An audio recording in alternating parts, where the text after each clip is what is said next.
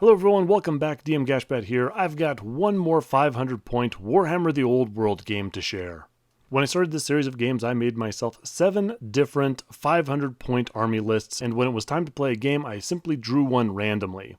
I had 4 army lists for Orcs and Goblins, 1 for Vampire Counts, 1 for Ogre Kingdoms, and 1 for Warriors of Chaos. We are back to the Orcs and Goblins. And a true mix of Orcs and Goblins this time, and even better than that, it's my pirate-themed warband, the Blood Cove Freebooters. I haven't used these guys in a long time. They were one of my very first sub-factions that I ever created for my Orc and Goblin list.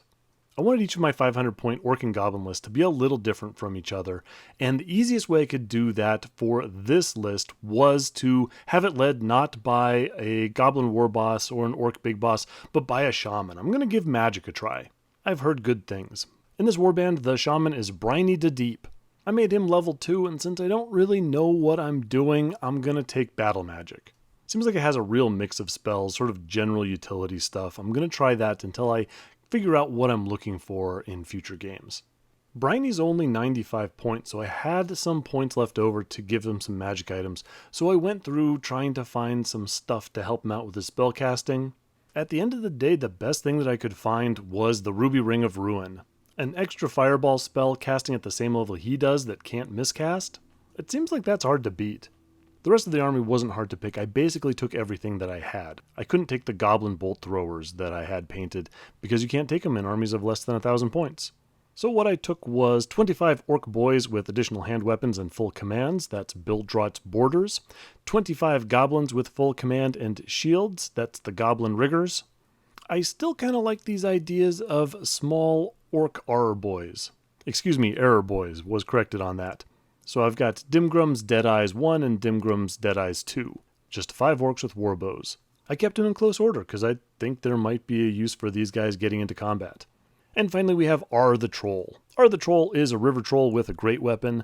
Like my opponent before, he failed his stupidity test when it was time to pack up the army and I had to use a replacement when I got to my opponent's house. That's kind of a shame because I do really like that conversion, but oh well. Speaking of my opponent, he has brought a High Elf list, and a very compact one at that. It consists of an elven prince on a barded elven steed with a great weapon. He has some kind of magical armor, I believe, but I don't remember what it is. I'm pretty sure that he is impetuous. I'm not sure if that is just a rule that he picked up from an option that the High Elf Prince can have, or whether it's from the armor itself. Sorry, I just don't remember. He's accompanied by 5 Silver Helms with full command, I believe, a Lion Chariot, and 8 Shadow Warriors, and that's it. Here's the board set up and ready to play. I believe the terrain is exactly the same as last time. A piece of impassable terrain, a set of low linear obstacles, a hill, and a forest. My guys are shown off to the left, my opponent is off to the right.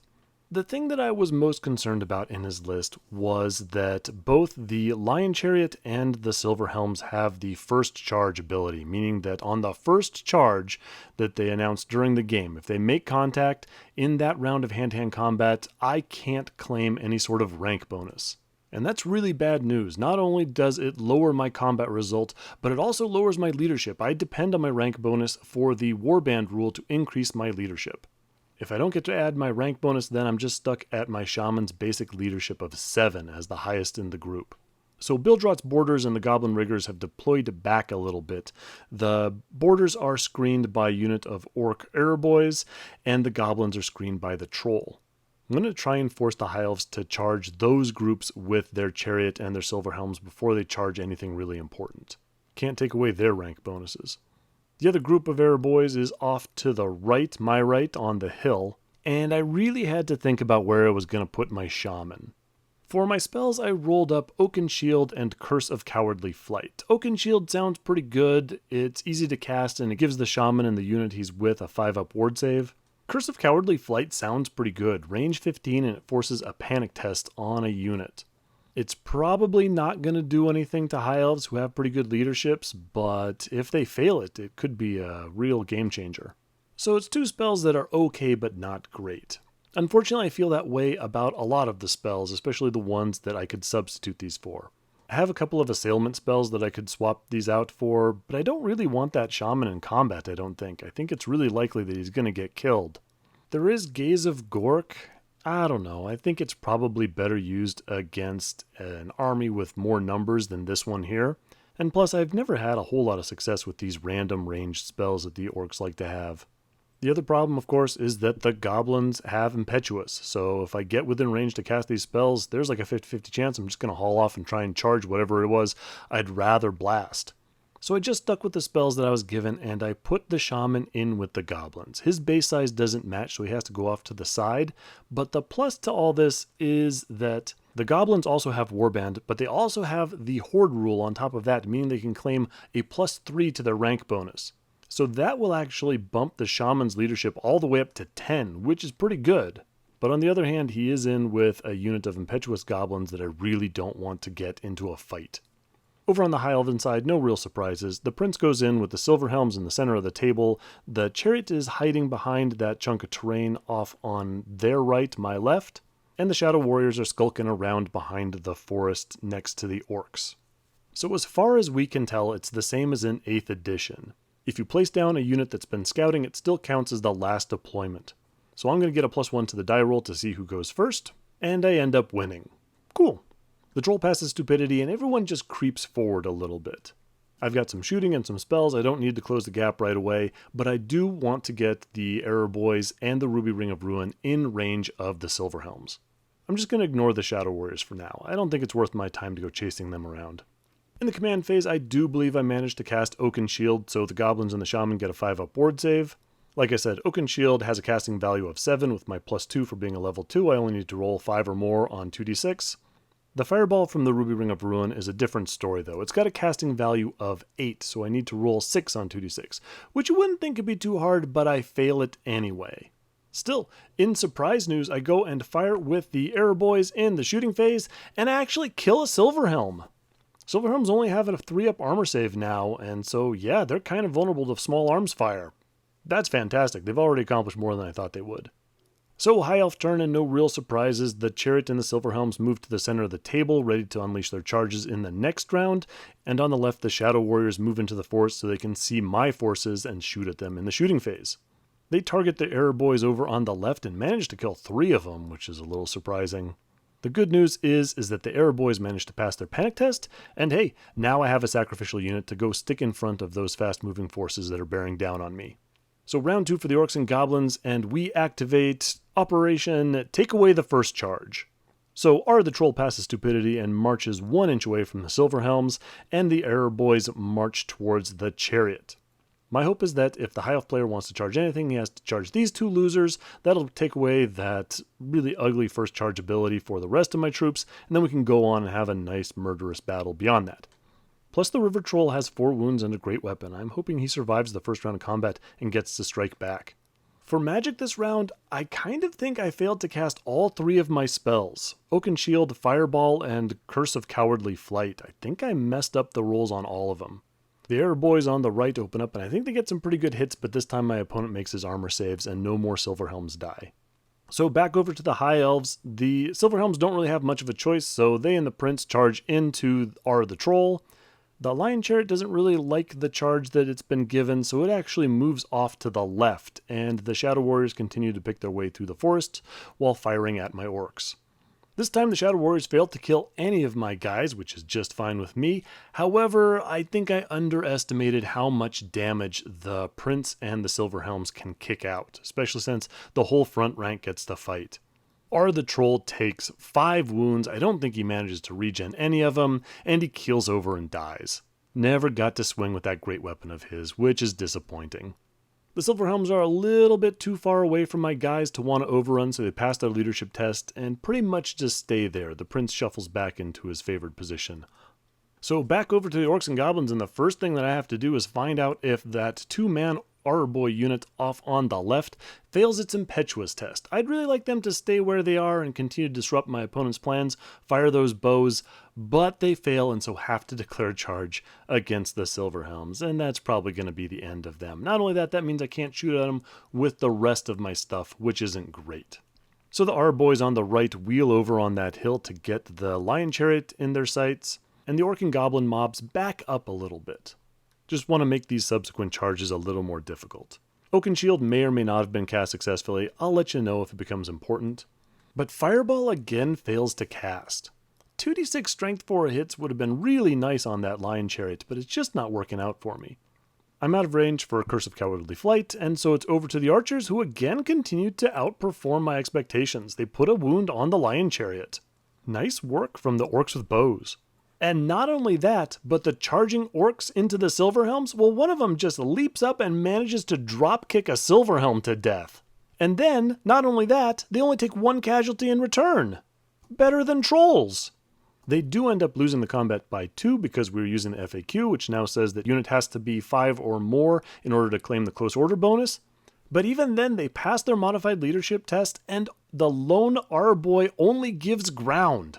Perhaps shocked by this violent assault, the Silver Helms don't follow up. They stay where they are. Who can blame them? These orcs just ninja'd out of nowhere, kicked one of their friends to death, and only took 1 wound in return? Yeah, that'd make everyone just take a moment to reassess. But of course it's the High Elf turn next, and the Lion Chariot completes the charge into Bildrod's borders, which isn't great. The Prince and the Silver Helms go and charge into the lone surviving Airboy, and the Shadow Warriors try to creep around to the back of my orcs.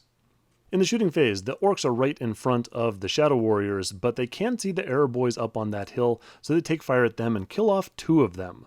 That'd be a panic test, but the Shaman is right there with his nice +3 rank bonus, so they easily pass their panic test of 10 or less. The world's best Airboy is sadly killed, but he is enough of a speed bump because the overrun of the Silver Helms isn't quite far enough to make it into the combat with the orcs and the Lion Chariot. So I guess he did his job. The Lion Chariot, for its part, is not messing around and kills off 8 of my orcs. The only person that can strike back is my boss, and he can only do 1 attack because not in base to base. He fails to wound the Lion Chariot, and we are down by 7. But then we go and roll our break test, and we get a 3 with the leadership of 10 from the Shaman. That means that we pass. We only give ground, and the Lion Chariot is forced to advance on us. These pirates are mean. This is great news because the Lion Chariot won't count as charging, and so it doesn't get the initiative bonus or its impact hits in the next round of combat. So back over to the Orcs and Goblins, and the Airboys over on the right go and fail their impetuous test, and so they have to charge the flank of the Silver Helms, which really isn't the worst thing that could happen. In fact, even though the Goblins went and passed their impetuous, I decided that I might as well send them in to help and declare a charge from them as well. Well, the Prince and the Silver Helms don't love their odds in that circumstance, and so they elect to flee and easily outpace my infantry. So in the shooting phase, I can't shoot with the Airboys because they charged, but the weird thing is that you can't fire any magic missiles if you've marched, but I don't think there's anything that says you can't shoot them if you've declared a charge. So yeah, Briny da Deep can still use the Ruby Ring of Ruin. He targets the fleeing Silver Helms, and he actually manages to cast the spell, but my opponent dispels it with a double 6. Magic has not really been paying off for me in this game. In the close combat phase, even without the charge, the Lion Chariot still does a lot of work. It kills off 4 of my orcs and again takes no damage in return. So Bildrod's borders lose the combat by 2, but they manage to pass their break test again and just give ground. And again, the Lion Chariot declines to follow up. So back to the High Elves, the Silver Helms and the Prince rally, which is disappointing but expected. The Lion Chariot goes and charges into Bildrod's borders again, and the Shadow Warriors try to march around behind the Orcs, try and get them to flee off the board. But they fail their march test, and so can only creep off a little bit to the left. This means they're kind of stuck without any good targets. I think a Shadow Warrior or 2 might have been able to target the Goblins off on the right, but they don't do any damage. Speaking of not doing much damage, the Lion Chariot doesn't get its impact hits because it hasn't charged 3 or more inches, and so it only manages to kill off 2 orcs this time. It's getting tired. In return, the Orc boys go and put a wound on it, finally. So that means when everything's totaled up, we have won the combat by 1. That means my opponent is looking at a break test of 8 or less, and since I outnumber it 2 to 1, if it fails, it's going to flee. So he has to think about whether or not he's going to use the stubborn rule, which will allow him to fall back in good order. Now there's quite a bit of risk to this. I think one of the problems is that he may go through the forest and have to take a dangerous terrain test or take a bunch of wounds. It might give me a charge on the Silver Helms, which could be pretty brutal. And of course, the Orcs will get a charge, and a lot of things activate when the Orcs charge. Specifically, the higher initiative and the chop as rule. So in the end, he decides to risk it and just make the break test, which he passes. So the Lion Chariot gives ground, but I do successfully restrain. I was looking at 7 or less on that restraint test because you can't use your warband rank bonus on those leadership tests. So good job, Orcs. So Orc and Goblin turn, and again the error boys go and fail impetuous, and so I have to declare a charge against the Lion Chariot with them. As before, if I'm sending one person, I might as well send everybody, so I charge in with the Orcs and the Goblins as well, and the Chariot decides that's kind of a lot, so it goes and it flees away from the Goblins. It gets away, and it manages to pass this dangerous terrain test for crashing through the forest. But the Orcs and the Error Boys successfully redirect into the Silver Helms. Let's see how these guys like being charged. This leaves the Goblin and the Shaman pointed at the Shadow Warriors, and it's round 5, and finally the Ruby Ring of Ruin is successfully cast. 2d6 strength 4 hits, really looking forward to this, and I roll a 3. 3 hits. Wonderful. All 3 of them do wound, the Shadow Warriors lose 3 of their number, and they fail their panic test. They take off, they flee through the Lion Chariot, they do remain on the board, but that was kind of unexpected. Still, if I'd killed just a little bit more, they would have had a much harder time rallying in the next round. But I'll take what I can get, I guess. So Orcs versus Elf Cavalry, I think we're all striking at the same time. The Orcs get their +3 to their initiative, striking at 6. I think that's what the Elves are striking at. It ends up being a lot of carnage all over the place. 2 Error Boys, 2 Orcs, and all 3 Silver Helms die. That was a nice bloody round of combat. And of course, the best thing about it is that we have won the combat by 1. Now it's the Prince's turn to take his 8 or less break test or else flee, because of course I outnumber him, but he passes, and he just ends up giving ground, and we move up into contact. I maybe should have thought about trying to restrain with my lone remaining Error Boy, save the points on him maybe. Back to High Elf turn 5, and the Lion Chariot and the Shadow Warriors both manage to rally. Boo. They move up the board a little bit. They don't want to get charged by the Goblins. The Shadow Warriors go and fire at the Goblins and manage to kill 1, and then it's over to hand again. The Prince does pretty well, kills off one of my Error Boys and 2 of the Bildrod's Boarders. Doesn't take any damage in return, and the Orcs have lost the combat by 1 now. Again, being the champions that they are, they manage to only give ground, and the Prince is forced to follow up to prevent me from charging him in the next round. So final round for the Orcs and Goblins. The Goblins and the Shaman are just going to back up a little bit to get the Lion Chariot and the Shadow Warriors in line of sight of my spells. I once again failed to cast Fireball with the Ruby Ring of Ruin. What are the odds of that? Tried to throw that spell for 6 rounds and it only goes off once. Again, I don't remember if Oaken Shield happens or not, and if I was in range and managed to cast Curse of Cowardly Flight, the High Elves passed their panic test. So back to hand-to-hand combat, and the Prince gets some bad luck, only manages to kill 1 Orc. His armor's still holding up though, and he doesn't take any damage, but that puts him down 1. Again, he's looking at that 8 or less break test, or he's gonna flee, and he passes and just gives ground. Dang it, these elves are managing to get their leadership test when it counts. So, final round, and we're looking at 1 potential charge from the Lion Chariot into the flank of Bildrod's Boarders. If that goes off, he's probably going to get a bunch of points for that unit. However, if he charges into the flank like that, he's going to have to crash through the forest. That means there's a 1 in 6 chance of him failing his dangerous terrain test, and that's probably going to destroy the Lion Chariot, which isn't going to help him. The High Elves decide to go for it, the Lion Chariot completes the charge, and it passes its dangerous terrain test. In the shooting phase, the Shadow Warriors manage to kill off 2 of my Goblins, which doesn't matter in every possible meaning of the expression, and all the Orcs are killed. That's it for the game. I lose. So even though I've managed to lose 3 out of 4 of these 500-point games, that was a fantastic battle. The Orcs did great, especially those Error Boys. I have no idea where that came from, but if that's how these guys perform in the old world, then I need to invest in more of those. In the end, I only killed off the Silver Helms. I didn't get points for any of the units that I hurt, and of course the Prince was still buzzing around at the end of the battle, but at one point or another, every single unit on the board on my opponent's side had been fleeing. So it's not like I was ever completely out of the fight. A bad leadership test here and there, and those guys would have been gone. Not to mention, of course, the luck with the Ruby Ring of Ruin. The fact that I wasn't able to cast this 8 or more spell, 6 or more, considering the power level that I was adding to it. It's just ridiculous. I got so little value out of that thing. And if that had cast more regularly, I think the elves would have been in a lot of trouble. In fact, If I had rolled up a second fireball for my shaman, and if my rolling had been a little bit better, I think this would have been a not very fun game.